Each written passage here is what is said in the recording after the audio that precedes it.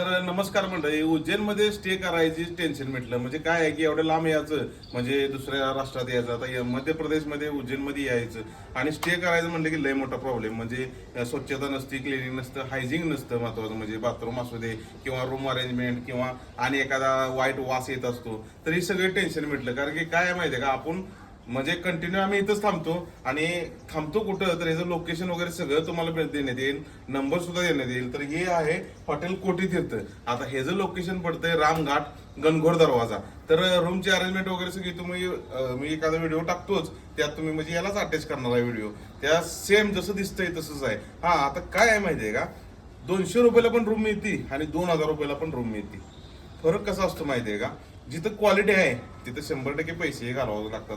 आणि आपला प्रश्न जर का माझे जेवढे पण माझ्यासोबत प्रवास केलाय, जे यात्रीगण होते इथून माग, सगळ्यांना मी ह्या रूम मध्ये स्टे केलेला आहे. आता कसा विषय असतो, स्वस्तात मस्त घेण्याच्या नादात माणसं काय करतात, गांडतात.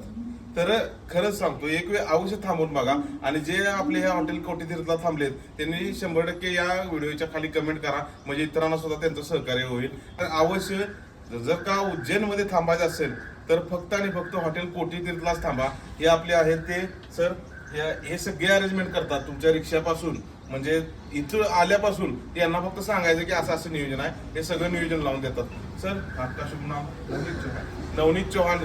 यांचं नाव आहे नवनीत चौहान, यांचाच मोबाईल नंबर आहे. यांच्याकडे सगळी अरेंजमेंट म्हणजे इथलं स्टे असू दे, इथलं फूड असू दे किंवा इथं जेवढं उज्जैनमध्ये जेवढे पण मंदिर आहेत ते फिरण्यासाठी एकमेव थांबायचं असेल तर फक्त हॉटेल कोठी तीर्थ. माणसं आपल्या इथे आणि सहकार्याची भूमिका आहे. आता काय आहे, चांगलं बघायचं असेल, चांगलं राहायचं असेल तर थोडंफार कॉस्टिंग मागं पुढं होतं, तेवढं समजून घ्या. धन्यवाद.